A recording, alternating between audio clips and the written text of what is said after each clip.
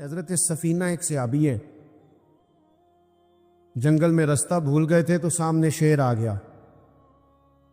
تو شیر نے جب منہ کھولا تو پتہ ہے حضرت سفینہ کی زبان سے کیا نکلا؟ کہنے لگے او شیر ذرا خیال کرنا میں رسول اللہ کا غلام ہوں. اس مقام پہ بھی یہی نکل رہا ہے کہ میں نبی پاک کا غلام ہوں. ایمرجنسی میں بھی جب کہا میں حضور کا غلام ہوں تو شیر نے دو ملانی شروع کر دی، قدم چومنے شروع کر دیے. شیر پیچھے ہٹ گیا. تو آپ کی زبانوں پر یہ بات جاری ہو کہ ہم نبی پاک صلی اللہ علیہ وسلم کے غلام ہیں. نبی پاک صلی اللہ تعالی علیہ وسلم نے فرمایا، بخاری شریف میں صحیح درجے کی روایت ہے، کریم فرماتے ہیں اگر تم وہ جان لیتے نا جو میں جانتا ہوں، اگر تمہیں اس کا علم ہوتا نا جس کا مجھے علم ہے، تو فرمایا تم رویا کرتے، تمہاری کیفیات اور ہو جاتی. بعض اوقات کچھ لوگ غیر سنجیدگی کا مظاہرہ کرتے ہیں، ہنستے ہیں، شغل بناتے ہیں. بہت سارے کام ایسے ہیں، بہت سارے فیوز و برکات ایسے ہیں جو انہیں ملنے ہوتے ہیں، نہیں مل پاتے. تو وہ غیر سنجیدگی، طبیعت کی، لہجے کی غیر سنجیدگی، ان سے وہ فیوز و برکات اٹھا لیتی. میں دوستوں سے کہتا ہوں، آپ کسی جگہ محفل میں جاتے ہیں، آپ کسی دینی اجتماع میں جاتے ہیں، لیکن رستے میں اگر آپ شغل کرتے ہوئے جا رہے ہیں، ہنستے ہوئے جا رہے ہیں، آپ نے کیا فائدہ حاصل کیا؟ آپ جہاں بھی جا رہے ہیں موبائل آپ کا آن ہے، موبائل دیکھ رہے ہیں، موبائل چلا رہے ہیں، موبائل ہی چل رہا ہے، تو آپ نے کیا سنجیدگی حاصل کی؟ پایا کیا؟ ہر کام صرف موبائل کے اسٹیٹس کے لیے کیا؟ تم اگر وہ جان لیتے جو میں جانتا ہوں. اصحاب صفا کے پاس قرآن مجید کی کوئی آیت تلاوت کی گئی تو وہ رونے لگے. صحابہ رو پڑتے تھے، اللہ کے خوف سے، خشیت سے رو پڑتے. کوئی آیت تلاوت کی گئی، اصحاب صفا رو پڑے. ان کو روتا دیکھ کر حضور بھی آئے اور اللہ کے رسول کی آنکھوں میں بھی آنسو آئے.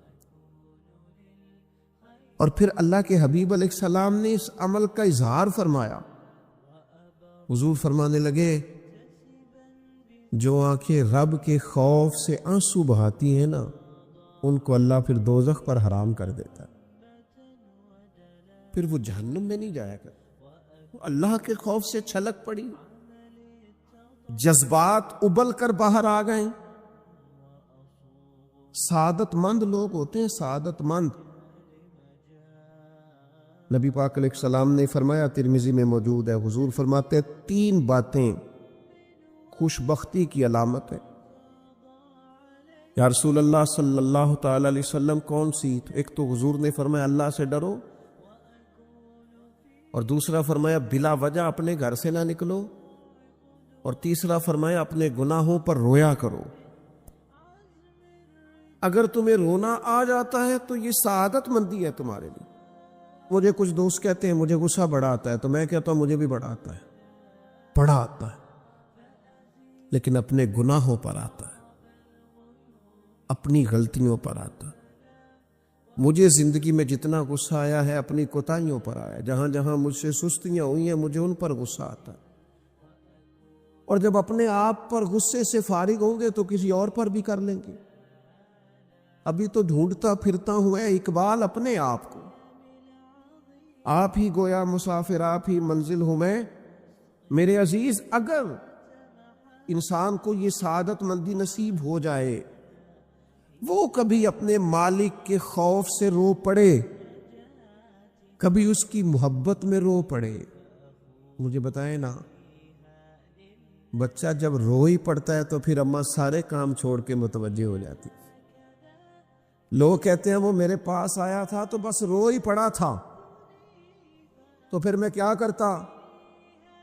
وہ رو ہی پڑا ہے تو معاملہ ختم ہو گیا. بچے کی شدید غلطی پر اسے ڈانٹا تھا پر وہ رو پڑا، نرم ہو گیا دل ماں کا، باپ کا، چچا کا، بڑوں کا، چونکہ وہ رو پڑا ہے.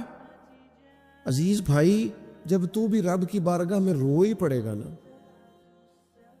جب تو اس کی خشیت سے ٹوٹ ہی جائے گا، جب اس کے حضور آ کے عرض کرے گا نا مالک میں کہاں جاؤں تیری بارگاہ میں نہ ہوں، کہاں جاؤں؟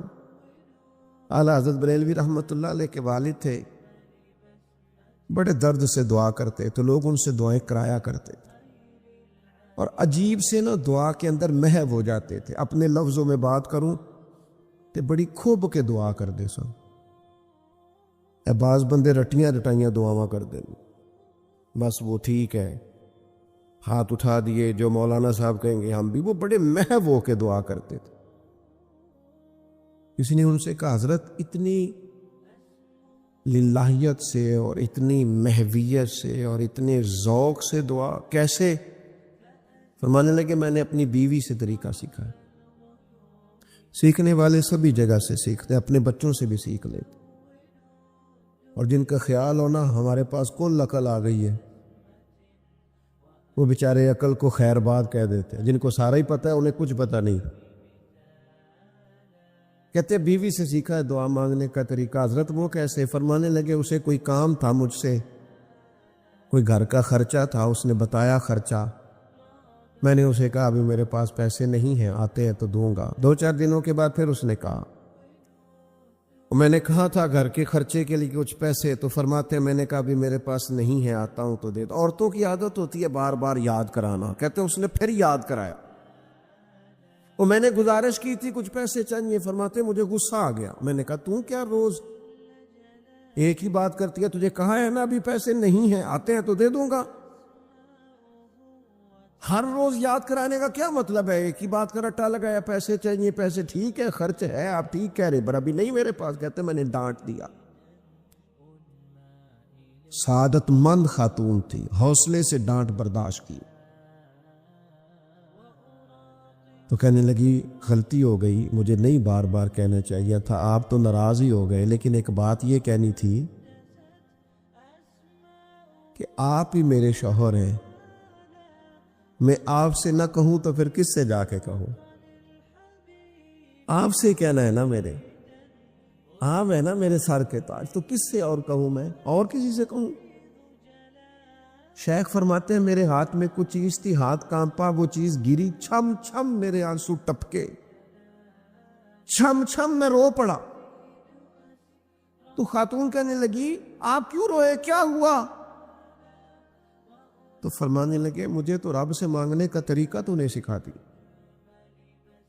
جب میں اس کی بارگاہ میں عرض کروں گا نا مالک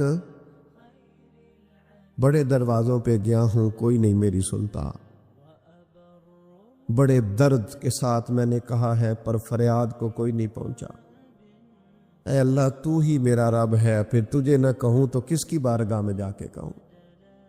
میں بیمار ہوں اور شفاؤں کے لیے ترس گیا ہوں، میں مقروض ہوں اور جان چھڑانے کے لیے ترس گیا ہوں، میں کمزور ہوں اور سعادت پانے کو ترس گیا ہوں، میں بے کیف ہوں اور سجدوں کی لذت کے لیے بے چین ہو گیا ہوں، میں بے کیف ہوں اور چاہتا ہوں میرا قرآن پاک کی تلاوت سے دل لگے، اور مالک جب توفیق تو دینے والا ہے تو پھر تجھ سے نہ کہوں تو میں کس سے جا کے کہوں؟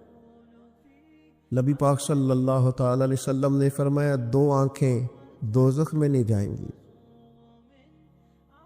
یا رسول اللہ صلی اللہ علیہ وسلم اتنا کرم، وہ 2 آنکھیں کون سی ہیں؟ فرمایا ایک وہ جو اللہ کی راہ میں رات جاگتی رہی، کسی سرحد پر پہرا دیا، کوئی ڈیوٹی کی، کوئی خدمت کی، راہ خدا میں جو آنکھیں بیدار رہی راہ خدا میں، دوزخ میں نہیں جائیں گی۔ اور دوسرا فرمایا جو رب کی یاد میں رو پڑی، جس سے خشیت آئی، جو ڈر گیا، پر ڈرا اللہ کے، آنسو فار سیل نہ ہو، کوئی اداکاری کا ماحول نہ بنائے، وہ اس طرح نہ ہو رو رو کے دعا، رقت انگیز دعا، اور فلاں کیا بات، فلاں کے بڑا رلایا اور فلاں میں بڑا درد تھا اور فلاں کے آنسو نکل آئے اور پیر صاحب کی بلا رو ہی پڑے۔ فار سیل نہ ہو چیزیں، اداکاری نہ ہو، اس کی طبیعت پر پورا اثر ہو، اور جب خشیت کے ساتھ وجود کانپتا ہے، وہ کسی نے کہا تھا کہ آنسو قربت کا سبب ہوتے ہیں، جب آپ کی روح کسی کی روح سے ملتی ہے تب آنسو نکلتے. جب تو اللہ سے پورا جڑ جاتا ہے نا، جب رسول کائنات کی بارگاہ سے تیری پوری توجہ لگ جاتی ہے، پھر آنسو بن کر دل تے پار پوے جس ویلے ادو پار بناون اکھیاں، بے درداں محبوباں دے سارے ناز اٹھاون اکھیاں. عزیز دوست، جب آپ پورے طور پر جڑ جاتے، او یارو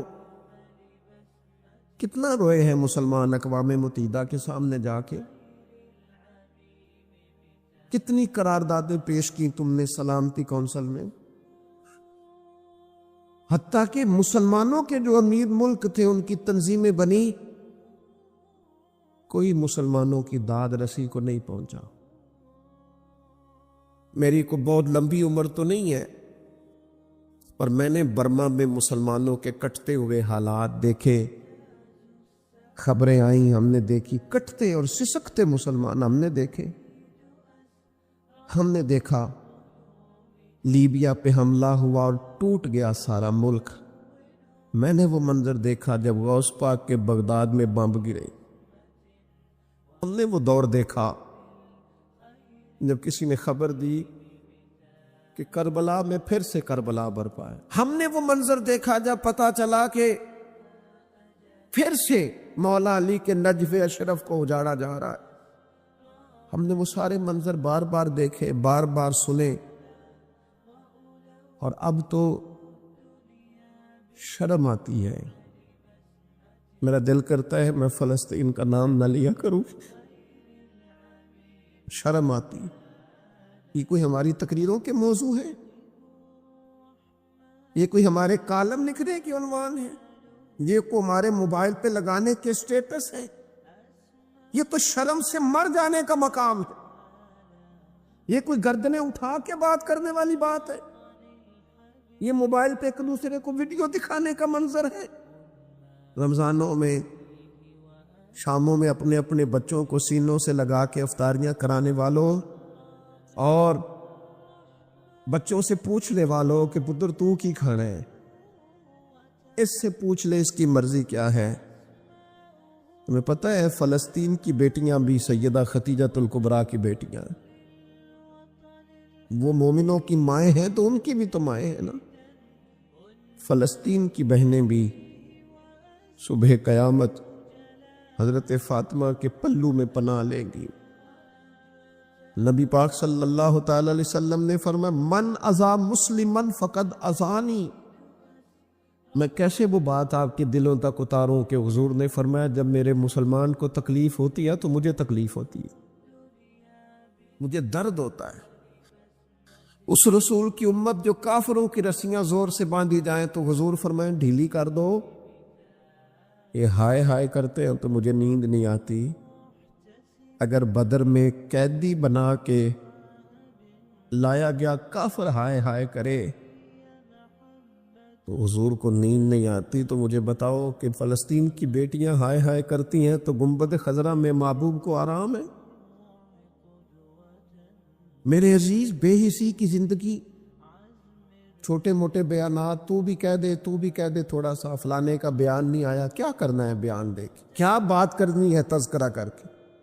دوستو آؤ، رو کے دیکھ لیا ساری دنیا کے سامنے، کچھ رب کے سامنے رو کے نہ دیکھ لیں. اب اسے کہیں نا، اب حضور کی بارگاہ میں عرض کر کے نہ دیکھ لے کہ تجھ سے فریاد ہے اے گنبد خضرا والے، اب کعبے والوں کو ستاتے ہیں کلیسا والے. اور کی اگر تو نے دل مسلم کی دل جوئی نہیں، پھر ہمیں تانا دیں گے بت کے مسلم کا خدا کوئی نہیں. اب اللہ رسول کی بارگاہ کی طرف رجوع نہ کر لیں، اب چھوڑ نہ دیں سیاستدانوں کے گلے، اب چھوڑ نہ دیں دنیا اقوام متحدہ کی بات اور سلامتی کونسل کی بات، اب اپنے اللہ کی جانب رجوع نہ کریں. دیکھو نا، نبی پاک صلی اللہ تعالی علیہ وسلم نے ہمیں فرمایا تمہارے آنسو قدر والے ہیں، رب رسول کی بارگاہ میں بہانا. ان کو ضائع نہ کرنا۔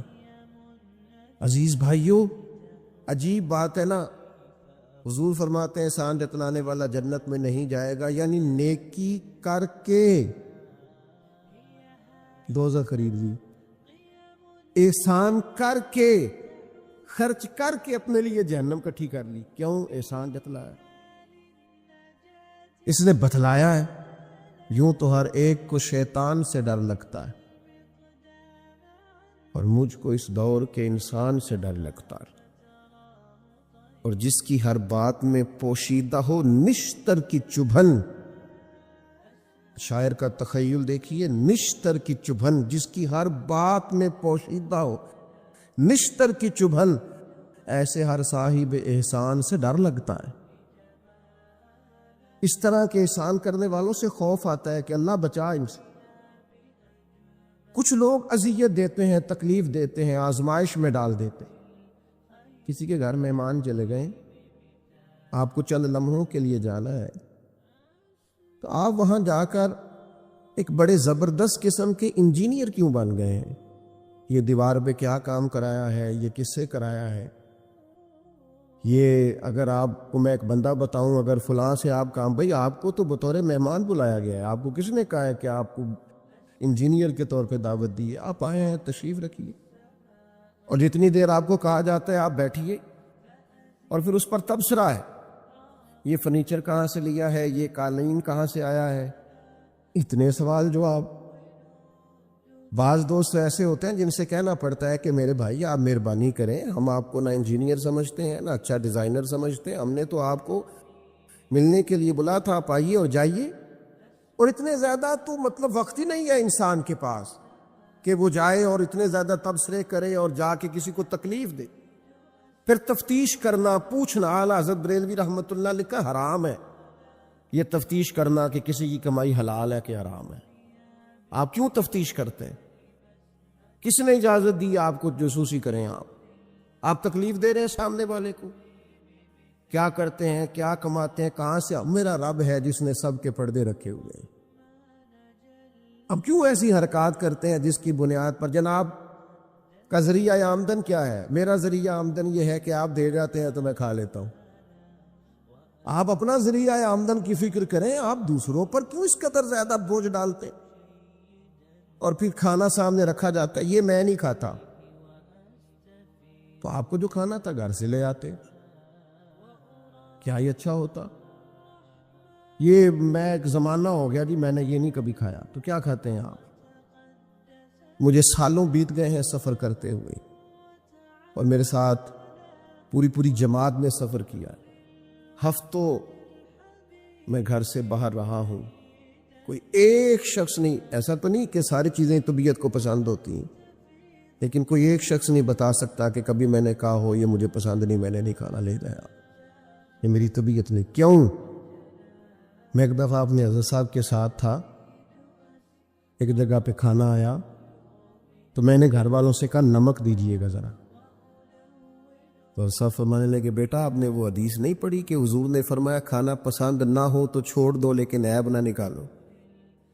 فرمایا کس موسم کے اندر انہوں نے کھانا پکایا ہے اور تم نے انہیں یہ کہہ دیا تمہیں نمک ہی نہیں ڈالنا آتا؟ فرمایا ان کے گھر کا ذائقہ ہے، وہ کم کھاتے ہو، تم تھوڑا زیادہ کھاتے ہوگے نمک، بعض لوگ ذرا کم کھاتے ہیں، بات تم نے یہ کس طرح کی حرکت کی ہے؟ وہ بیچارے جا کے پہلے وہ ڈانٹے گا کہ تم نے نمک ہی نہیں صحیح ڈالا، وہ نمک مانگ رہے ہیں، کیا ضرورت تھی؟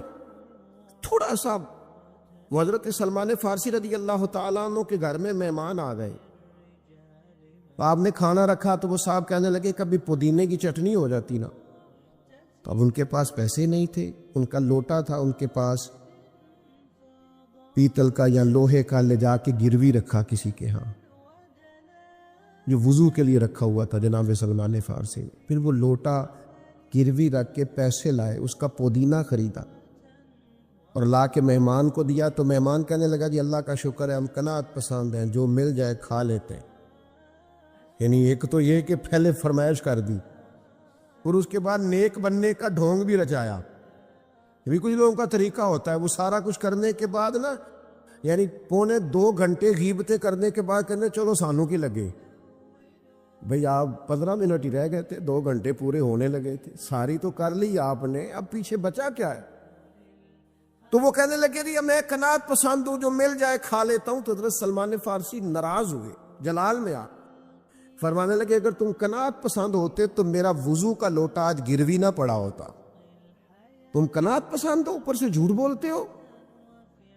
لیکن تکلیف دینا، اذیت پہنچانا، ذہنی طور پر کسی کو ٹارچر کرنا، میری اب کبھی طبیعت خراب ہو جاتی ہے نا جی، تو چونکہ محبت کرنے والوں کی لسٹ لمبی ہے، طبیعت خراب ہو جاتی ہے تو میں بتاتا نہیں، کتنے کتنے دن خبر نہیں ہوتی، میری خواہش ہوتی ہے۔ پچھلے دنوں بھی ایک پورا دن ہاسپٹل میں گزارنا پڑا، میں نے بتایا نہیں، افواہ تھی کہ میری طبیعت خراب ہے، لوگوں نے پوچھ پوچھ کر بیمار کر دیا، نئے سرے سے بتانا پڑتا ہے ہویا کی سی۔ اور پھر کچھ تو اتنے خاص محبت کرنے والے ہوتے ہیں کہ انہیں پوری ڈیٹیل چاہیے ہوتی ہے، پس منظر سمیت۔ آپ حضور علیہ الصلوۃ والسلام نے فرمایا بہترین عیادت وہ ہے جو جلدی ہو، نہیں تھوڑی دیر کے لیے مریض کے پاس جائیں، یہ بہقی میں حدیث موجود ہے۔ بہترین عیادت، بہترین تیمارداری وہ ہے جو جلدی ہو، فٹافٹ آپ آئیں، تھوڑی دیر بیٹھیں اور چلے جائیں۔ اتنی تفصیلات، پھر 7 نسخہ جات، پھر یا کچھ لوگ تو ایسے ہوتے ہیں جو اتنا ڈرا جاتے ہیں بیمار آدمی کو کہ وہ جلدی فوت ہونے والا ہو جاتا ہے۔ اس کہتے ہیں فلانے کو بھی یہ مرض تھا، بیچارہ 4 بچے فوت ہو گیا۔ آپ کو تو کہا تھا تسلی دیتے، مریض سے دعا کراتے، پھر ضد کریں گے، اصرار کریں گے، یہ کھا لیں، کھائیں گے تو اٹھیں گے، تھوڑا سا تو لیں۔ اللہ کے بندے، نبی کریم علیہ السلام نے فرمایا بیمار سے ضد نہ کرو، اسے اللہ کھلا پلا دیا کرتا ہے۔ تم ضد کر رہے ہو، اصرار کر رہے ہو، تکلیف دے رہے ہو، اذیت پہنچائی جاتی ہے۔ بڑے درویش آدمی تھے حضرت سری سختی، کبھی کسی سے سخت جملہ نہیں کہا۔ آپ بیمار تھے، ایک صاحب تیمارداری کرنے آ گئے، آپ کا خیال تھا کہ وہ ہو گئی تیمارداری، وہ جائیں۔ کئی لوگ ان کے بعد آئے چلے گئے، آئے چلے گئے، لیکن بیٹھے ہوئے ہیں، جا ہی نہیں رہے۔ تو حضرت سری سختی رحمۃ اللہ تعالی علیہ، اب بعض دفعہ مروت ایسی ہوتی ہے کہ بندہ اپنی زبان سے معزز آدمی کہہ نہیں پاتا، لیکن وہ چونکہ تکلیف میں تھے، سردی کا موسم تھا تو دروازہ کھلا رہ گیا، تو وہ صاحب کہنے لگے حضور دروازہ بند کر دو، ٹھنڈ آ رہی ہے۔ تو فرمانے لگے کر دیجئے، لیکن اگر کبھی باہر سے کر دینا تو ذرا زیادہ بہتر ہو جائے۔ معنی یہ تھا کہ آپ تشریف لے جائیں، چلے جائیں نہیں کہتے بزرگ۔ آپ کچھ لوگ ایسے ہوتے ہیں انہیں رخصت بھی ذرا اعزاز کے ساتھ کرنا پڑتا ہے۔ آپ تشریف لے جائیں اور دروازہ باہر سے بند کر دیں تاکہ ہوا بھی نہ آئے اور آپ جیسا کوئی پکا مہمان دوبارہ بھی نہ آئے۔ تشریف لے جائیں، تکلیف نہیں دیں، اذیت نہ دیں کسی شخص کو کسی بھی طرح سے پریشان۔ ایک ہمارے ہاں اور بڑا مسئلہ ہے، میں تو مذاق کر رہا تھا۔ مذاق کیا ہوتا ہے؟ مذاق تو جاہلوں کا کام ہے۔ یہ موسیٰ علیہ السلام کی قوم نے کہا کہ ایک شخص کا انتقال ہو گیا ہے تو ہمیں بتایا جائے کس نے قتل کیا ہے، تو جناب موسیٰ علیہ السلام نے فرمایا گائے ذبح کرو۔ تو ان لوگوں نے کہا آپ ہم سے مذاق کرتے ہیں، اتتخذونہ ہزوا، آپ ہم سے مذاق کرتے ہیں؟ تو فرمایا اعوذ باللہ ان اکون من الجاہلین، میں اللہ کی پناہ چاہتا ہوں کہ میں جاہلوں میں سے ہو جاؤں۔ مذاق کرنے کو جناب موسیٰ نے، قرآن مجید کا پہلا پارہ کہتا ہے جاہلوں کا کام کہا ہے۔ مذاق ٹھیک ہے، دل لگی ٹھیک ہے، یعنی آپ خوش طبی کریں۔ مذاق تو کسی کے عیب کا ہوتا ہے، تیری آنکھ کس طرح کی ہے، تیری ناک چپٹی ہے، یہ مذاق ہوتا ہے۔ کسی کے رنگ کو لے کر، کسی کے قد کو لے کر، کسی کی توتلی زبان کو لے کر، یہ جاہلوں کی علامت۔ آپ دل لگی کریں، حضور بھی دل لگی فرماتے، مسکراتے دل لگی کریں، اس میں کسی کو تکلیف نہیں ہوتی، کسی کا عیب نہیں اچھلتا، کوئی بات ایسی خوشی کی آپ اس پہ خوش ہو جائیں۔ لیکن آپ یہ جو رویے ہمارے ہاں پائے جاتے ہیں یہ مذاق ہے، اور مذاق شریعت میں جاہلوں کی علامت ہے۔ حضور فرماتے ہیں قیامت والے دن وہ لوگ جو لوگوں کا مذاق اڑاتے تھے، تکلیف دیتے تھے، قیامت والے دن ان کے ساتھ یہ معاملہ ہوگا کہ جنت کا دروازہ ان کے لیے کھولا جائے گا، پھر بند کر دیا جائے گا، پھر کھولا جائے گا، پھر بند کر دیا جائے گا، پھر کھولا جائے گا اور پھر دوبارہ۔ وہ کہیں گے یہ کیا ہو رہا ہے؟ تو انہیں کہا جائے گا تمہارے اس مذاق کی تمہیں سزا دی جا رہی ہے جو دنیا میں تم اللہ کے بندوں کے ساتھ کرتے تھے۔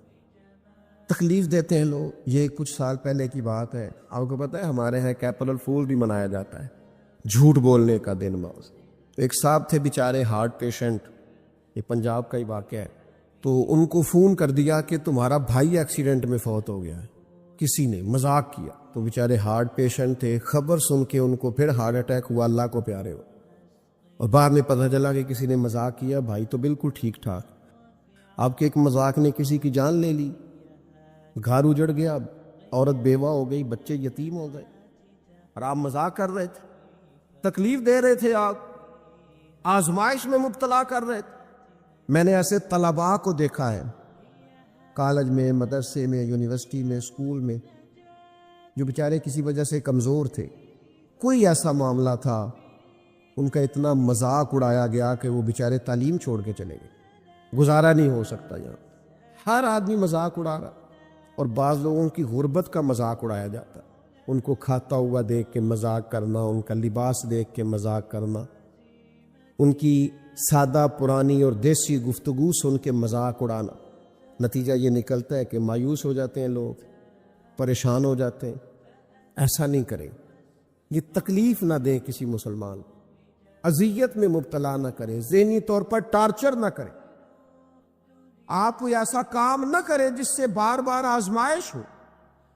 کچھ لوگ زندگی میں گناہ کرتے ہیں، اللہ معاف کرے غلطیاں ہو جاتی ہیں، پھر وہ لوگ توبہ کر لیتے ہیں، اور یہ توبہ اللہ کو اتنی پسند ہے کہ حضور فرماتے ہیں کسی کا اونٹ مال سمیت غائب ہو جائے اور وہ شخص ڈھونڈ ڈھونڈ کے تھک جائے اور مایوس ہو جائے، اور پھر وہ اونٹ اسے مل جائے، اسے اتنی خوشی نہیں ہوتی جتنی بندہ مومن کی توبہ پر رب کریم کو خوشی ہوتی ہے۔ کتنا بڑا انعام ہے۔ حضور فرماتے ہیں ہر شخص خطا کار ہے، پر بہترین خطا کار وہ ہے جو توبہ کرتا ہے خطا کار پر بہترین خطا کار۔ کیا بات ہے اس کی خطا کی، جو خطا کرتے ہی رو پڑا ہے، اللہ کے حضور توبہ کر رہا ہے، لیکن لوگ مذاق اڑاتے ہیں لوگوں کے گناہوں کا۔ وہ توبہ کر چکے ہیں، وہ چھوڑ چکے ہیں، وہ اس راہ سے ہٹ چکے، لیکن مذاق کرنا، مذاق اڑانا، تکلیف دینا، اذیت میں مبتلا کرنا۔ حضور علیہ الصلوۃ والسلام نے فرمایا کسی شخص سے کبھی کوئی گناہ کیا پھر اس نے توبہ کر لی، فرمایا جس نے دوبارہ اسے اس کا گناہ یاد کرایا، اللہ یاد کرانے والے کو سزا دے گا، مرنے سے پہلے پہلے یہ اس گناہ کے اندر مبتلا ہو جائے۔ مسلم شریف میں موجود، اس کو سزا ملے، ٹارچر نہیں کریں، تکلیف نہیں دیں، ذہنی طور پر لوگوں کو اذیت میں مبتلا نہ کریں۔ اور پھر رشتے دیکھے جاتے ہیں ہمارے ہاں، تو اس قدر زیادہ مطلب آزمائش میں لوگوں کو مبتلا کر دیا جاتا ہے، اس قدر زیادہ آزمائش میں ہمارا چونکہ دیہاتوں سے تعلق ہے، تو پرانی خواتین کبھی جاتی تھی نا رشتہ دیکھنے کے لیے بیٹے کا، ان سے کہا جاتا تھا کہ آپ کو وہاں رشتہ نہیں کرنا، تو کہتی تھی نہیں ہم نے نہیں کرنا، تو کہتے تھے بھئی آپ بتائیں کیا وجہ ہے، تو وہ کہتی تھی وجہ کوئی نہیں بتانی، اس لیے کہ میرے گھر میں بھی بیٹی ہے، میں کوئی وجہ نہیں بیان کروں گی، میں کسی کی بیٹی کا عیب کیسے بیان کروں۔ لیکن میں نے اخبار میں اس بیٹی کا تذکرہ بھی پڑھا جو پچھلے 2.5 سالوں سے اس لیے مینٹل ہاسپٹل میں زیر علاج ہے کہ کوئی 50 سے زیادہ لوگ رشتہ دیکھنے آئے، کسی نے کہا ذرا چل کے دکھاؤ، تو کسی نے کہا ذرا بول کے دکھاؤ، تو کسی نے کہا کہ اگر قد 2 انچ بڑا ہوتا۔ اتنی تکلیف، اتنی اذیت. اور اس دین کے ماننے والے جو دین ہمیں سبق دیتا ہے کہ بیٹیاں اور بہنیں ہوتی برابر ہیں، وہاں یہ رویہ ہمارا.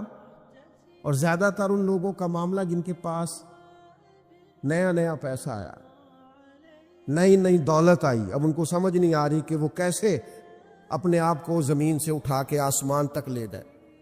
خدا کے بندو، اس طرح کی اذیت، اس طرح کی تکلیف، اس طرح کا لہجہ جس سے سامنے والا نفسیاتی بوجھ کے نیچے دب جائے، یہ بندہ مومن کی شان نہیں ہے. کبھی بھی ایسا نہ کریں. اجلی اجلی سونی سونی صاف ستھری بات کریں. مومن کی شان یہ ہے کہ سب کچھ ہو سکتا ہے، پر مومن جھوٹا نہیں ہوا کرتا، وہ بددیانت نہیں ہوتا، وہ کسی کو تکلیف نہیں دیتا، اذیت نہ دے، پریشان نہ کرے. گھنٹوں بیل بجا رہا ہے گلی سے گزرنے والا آدمی، لیکن صاحب گاڑی لگا کے چلے گئے، انہیں پتہ ہے دوسری گاڑی نہیں گزرے گی، لیکن وہ اذیت دے رہے ہیں. ایک چور اوپر سے سینہ زور، اگر وہ باہر نکلے ہیں کہ آپ کو جانا ہے اور سامنے گاڑی لگی ہوئی تو وہ نکل کے کہتے ہیں کوئی آگ بجھانی ہے آپ نے، جا کے فائر برگیڈ کی گاڑی پہ بیٹھے. نہیں جناب، آگ نہیں بجھانی، لہذا آپ آرام کریں، لگی رہنے دے گاڑی. پتہ ہے آپ کو نبی پاک علیہ السلام نے رستے بند کرنے سے منع فرمایا، رستوں کے نشان مٹانے والوں پر لعنت فرمائی. جہاں جہاں لکھا ہوتا ہے نا لاہور اتنے کلومیٹر دور ہے، وہاں اشتہار لگا جاتے ہیں لوگ. آپ کو پتہ ہے یہاں اشتہار لگانا منع ہے. رستوں کے نشان مٹانے والے کو ملعون کا ہے حضور. تکلیف دے رہے اللہ کے بندوں کو، آزمائش میں ڈال رکھا ہے. اللہ تعالیٰ مجھے اور آپ کو عمل کی توفیق عطا فرمائے.